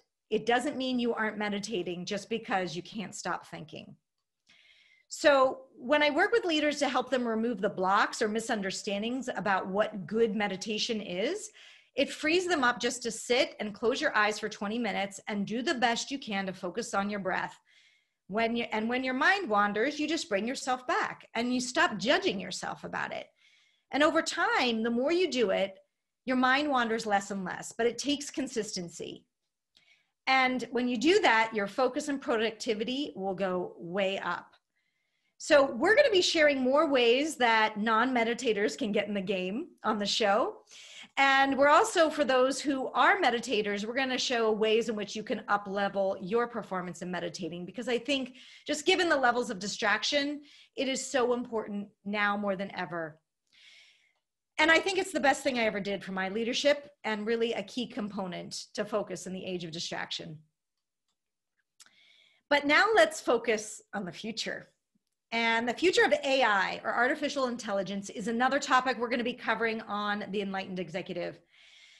David Schreier is a globally recognized thought leader in technology and innovation, as well as a co-founder of an AI-enabled solutions company. And he's been working with MIT to leverage AI to build high-performance teams. So you know I was really all over this. According to their research, high-performance teams display a balance of communication and team member participation. And what they found is we could use an AI coach, now maybe I'm going to be out of a job here, who can sit in on team calls to identify patterns of communication, such as how frequently a team member speaks or interrupts others, how long they speak, how actively they're listening to others. And the data is shown to the teams, sometimes even in real time, and it enables the team members to start to change their habits in terms of how they're collaborating. So David's advice is to embrace AI instead of running from it. The wave of AI is coming, whether you like it or not. And I think you have the option to surf it or be pummeled by it. So you're not going to want to miss this episode where how you can win in the age of AI, win at work. And yes, AI is going to wipe out industries and jobs. Many of the tasks performed by humans are going to be outsourced to artificial intelligence over the next decade. You know, a line of code could replace 3 employees. A robot can complete things faster and more accurately than a human. But I believe the one thing AI can't replace is leadership. So AI may take the place of IQ, but it can't replace EQ or emotional intelligence. And that's why I believe developing your emotional intelligence is the critical skill to develop. Because think about it, AI can't soothe a ruffled client after a missed deadline, right? Or a line of code can't negotiate benefits and salaries, or a robot won't know how to leverage goodwill when you need to. So soon, I think emotional intelligence is going to decide who has a job and who doesn't. And it's going to be as simple as that. Now, if you haven't heard of this concept before, emotional intelligence is defined as the capacity to recognize your own emotions and those of others, to use emotional information to guide thinking and behavior, and also to manage your emotions to adapt to environments or achieve goals. Emotions really give us important information. So how do you develop this? Well, first you kind of need to know where you are in leveraging EQ today, so we know what there is to work on. And with the leaders I coach, we've used an assessment that helps simulate stressful workplace conflict to measure their EQ. And we're going to bring on the show, we're going to talk about this assessment and the founder who created it. It's going to provide, and what it does is it provides this roadmap on what to work on with EQ. A recent CEO I worked with remarked that I knew that EQ was important, but it always felt like this amorphous thing. And I didn't realize you can actually assess it, identify areas to work on, and actually improve your EQ. And you know what? By improving his EQ, this particular leader tripled revenue within 9 months because now he could inspire the kind of leadership he needed and his team needed, which leads us to the next episode I want to share with you. So when we talk about empathy, I'm wondering if you've heard of the Enneagram. I mentioned it earlier in the talk, and it's really become a hot topic in business and leadership development because senior executives are now seeing how this tool can help teams in a way that other personality assessments, things like Myers-Briggs or DISC, can't do. And it helps leaders develop their emotional intelligence. So in one of our episodes, a luminary in the Enneagram world, Beatrice Chestnut, is going to share with us how to use this model to improve empathy and team performance. So we're going to talk about how the Enneagram just doesn't tell you what you are, it tells you how you can grow within your type. So it has a very specific model for making growth happen and highlighting who or what other types on the team can best support you in doing that. I found the Enneagram to be one of the most powerful team building tools out there. Most other assessments describe what you do. So if you think about it in this iceberg, it's behavior that's above the waterline. But the Enneagram answers a different question, which is, why would you do that? The Enneagram gets to the level of motivation that drives behavior well beneath the surface. And the genius in that is when we know motivation, we can also help you identify the direction of growth for your type through the numbers on either side of your type. Those are things called your wing styles. And where the lines point to. In the model itself, it has very distinct lines, and these are called arrows. These 4 types are also the people you can learn the most from, but they may also be the ones that trigger you. So when we work with teams, we're able to decipher the conflict on the team using this model. And people are able to build more empathy for those who seemed so different from them. So we call it harnessing true cognitive diversity. If you haven't yet used the Enneagram with your team, or if you have, and you've had your team assessed and you want to learn more about the application of this tool, you're not going to want to miss this episode. And here's just a sample more of the topics we're going to be covering in the Enlightened Executive as we focus on empowerment. I really believe you're going to be on the edge of your seat in every episode because our guests are sharing the most extraordinary strategies to help fuel your personal and leadership evolution. We've launched the Enlightened Executive to really be this groundbreaking podcast and YouTube channel with the most cutting edge tools, because I really want to help people become better humans and better leaders. Each episode, we're going to feature the latest and greatest programs. They could be assessments, they could be apps, they could be technologies, techniques, retreats in personal and leadership effectiveness. We're going to interview the founders of these programs, as well as CEOs and senior executives who swear by them. And we're going to share the details behind what they are, who they help, and get really specific on how that translates into how you can become a more effective leader. So before we open it up, to Q&A, where you can ask me anything about how to install Enlightened Leadership in your organization, there's 2 things I want to share with you. The first, I want to show you where you can find this community that I'm bringing to you and make sure you don't miss an episode. As of today, we're up on YouTube, and for podcasts, you can find us on Apple, Google, Spotify, and Stitcher.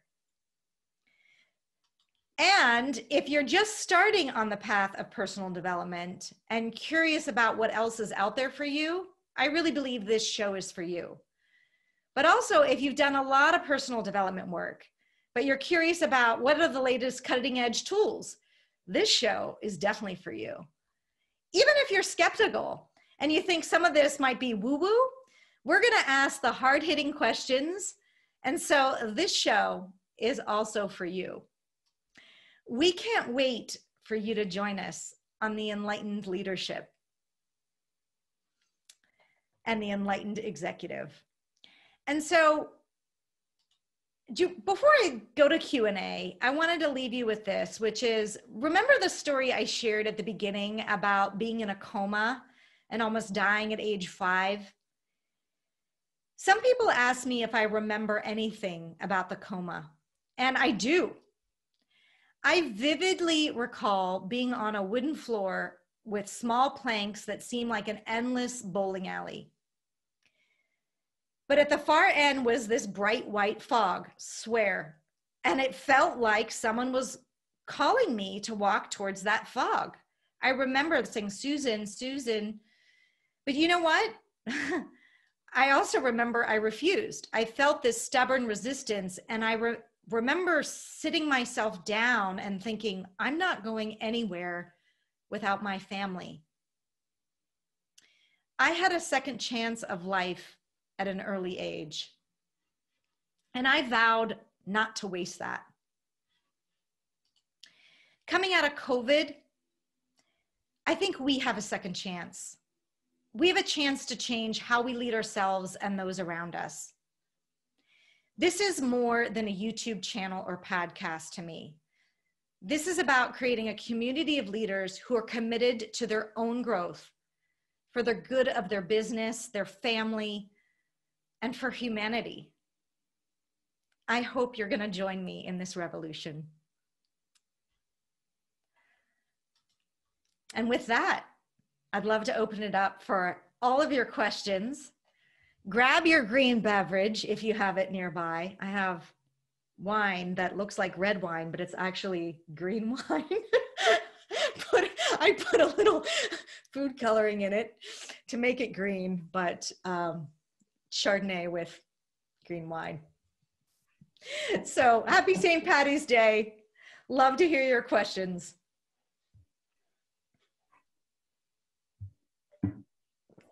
Got some great notes here. Love all that you just said.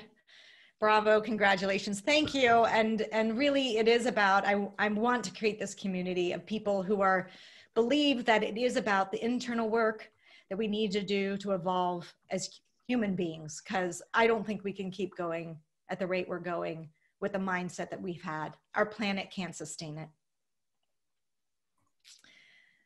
Susan, I just unlocked it all, so in case anyone wants to unmute, ask a question, come on video, ask a question, type into chat, ask a question. I see we've got some amazing green drinks up there as well. I love it. More green beverages. So you can also put it in gallery mode. If you're up in the area of the screen where you see the view mode, you can put it into gallery and see everybody.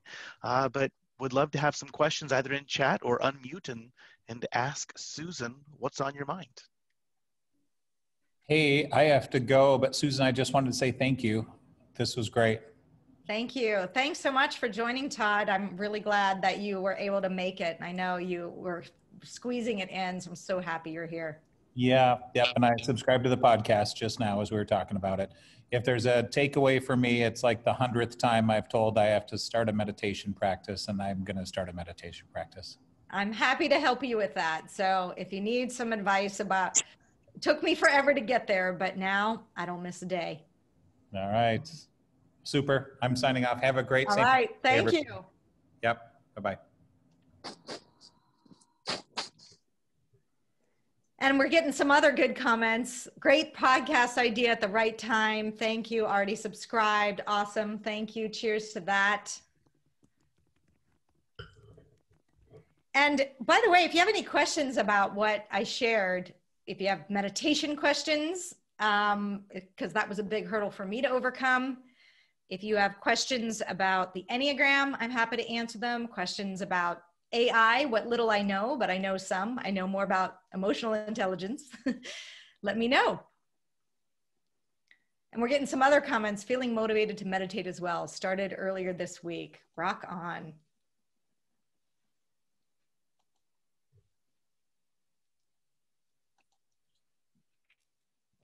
Or, you know, you can feel free to unmute yourself, by the way, too. And I'd love to hear what was most impactful for you over the course of the presenters. What resonated with you?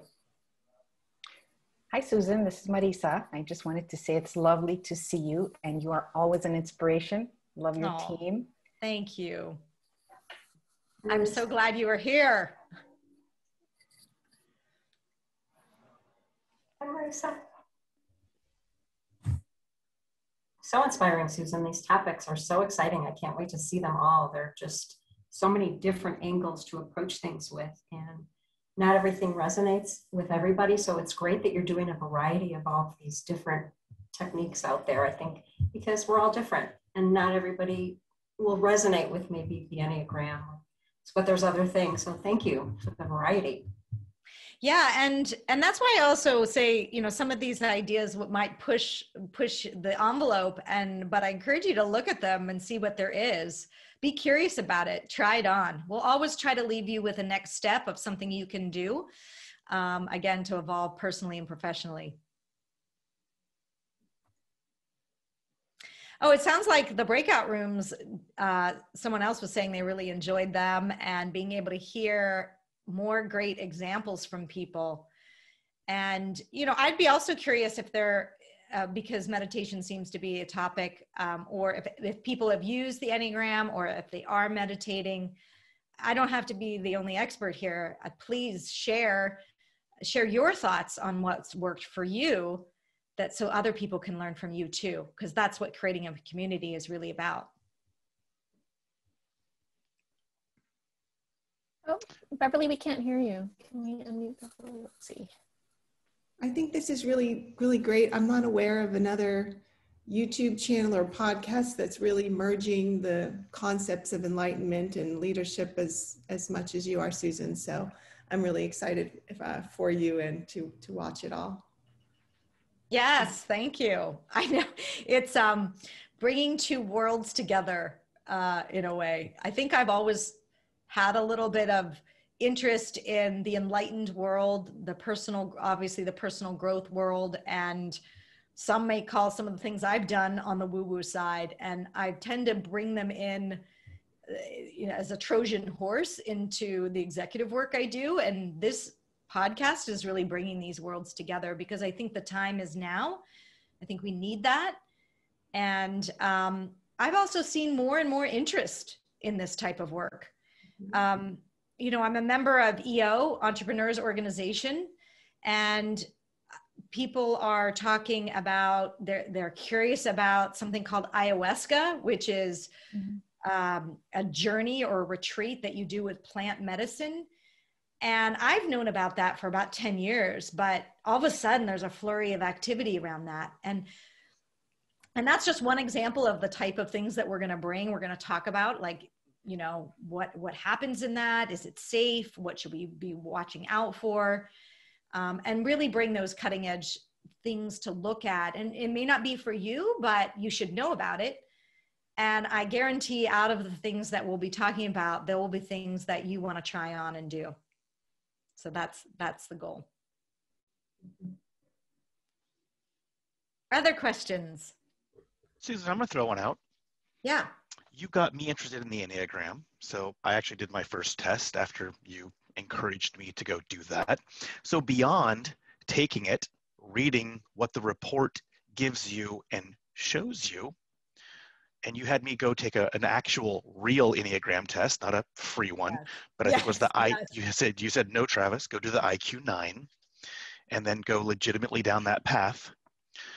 I did. What's the next steps now for making real use of that? Because you read it, you go through, I read like 6 books on it, went through a number of videos. How do you really make effective use as a business person, as a leader, as an entrepreneur with that knowledge now? What are the next steps to actually go through once you've taken the test and got the reports? Two paths. Great question. And 2 paths I would say to focus on. First, individually, your individual growth. So I mentioned in the talk that the diagram of the Enneagram itself provides to you the path of your growth. So when you look at the types on either side, let's say you're type 3, you want to look at type 2 and what they bring. That's the considerate helper. And you want to look at type 4, which is the intense creative, and what they bring. They each have something to teach you, and something that they can learn from you and you can learn from them. Those are the first 2 paths of growth. The other 2 paths to go, so I would like study those types, really understand like what is the perspective. And then you also learn from the arrow lines, which are the diagram points to different types. So you can learn from those types as well. So the first thing is to look at your own personal growth path. If you want to find out more about that, we actually have some tools that you can download and purchase, or actually purchase because they're in hard copy. You go to theexecutiveenneagram.com and you'll see those tools. Then if you are a part of a team, you have your team typed and you do a team workshop to understand what are the other types in the team and how can we work more effectively together given the different motivations. And usually when we do that, the leaders are like, wow, I thought everyone thought the way I did. I didn't realize that people have different perspectives and they're motivated by different things so drastically. So I think that that's both to work with your team and the individual. Yeah, so lean into learning about the wings. Yeah. And where the lines lead you. Okay. Exactly. Awesome. Thank you. And by the way, those are the people that, particularly the arrows, that could potentially trigger you. Mm-hmm. But there's something to learn in those people. There's Absolutely. A reason they're triggering you. There's something to learn there. And a well-rounded team, which you don't want. I wouldn't want a team of a bunch of 3s. Let's put it that way. And so learning how to have empathy, interact, and communicate with a well-rounded team, I absolutely see the value in that. Yes, exactly. And being able to really see that person is your best foil. And if you can harness, again, this cognitive diversity, you'll come to better conclusions and decisions as a result of that. Yeah, well said. Thank you. Yeah. What other questions do people have? We have a few more on there. We've got some good comments here. Found this refreshing.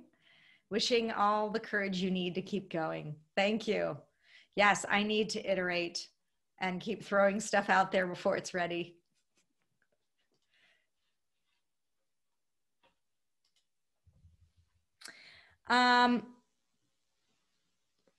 In the past you founded it. Will we see you become a Clubhouse contributor to extend your follower group? Yes, that is our next focus of attention, is to get on Clubhouse and start these conversations where more people can jump in and share what's worked for them in personal growth. That's what I want to hear. I want to learn just as much as everyone else. What do you swear by? What's been the thing that's helped you the most? What's been most eye-opening for you in your growth as a leader? And we hope to start those conversations on Clubhouse as well. So thanks for pointing that out.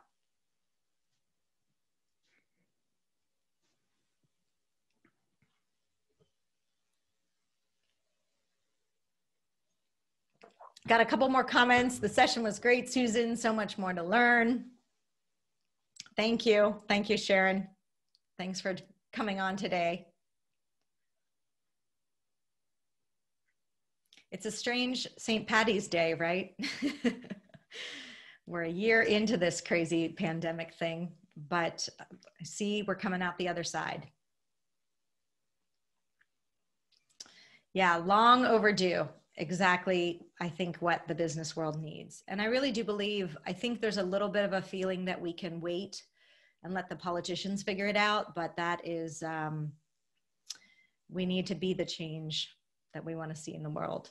And I'm hoping that this channel inspires people to do the work that they need to do for themselves and heal heal traumas, heal the divide, and bring people closer together.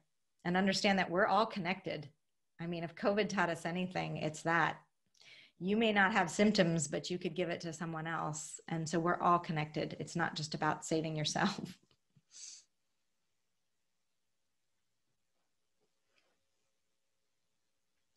All right. Well, I so appreciate your time here today. You can listen to the show on YouTube. Please subscribe and give it a rating, hopefully a 5-star rating, because that matters. It matters particularly in the next couple of weeks. We'd like to get on iTunes new and notable list. And if you do, you get promoted and get this message out more into the world. So please hit subscribe there. And also on YouTube. YouTube will promote the channel the more people subscribe.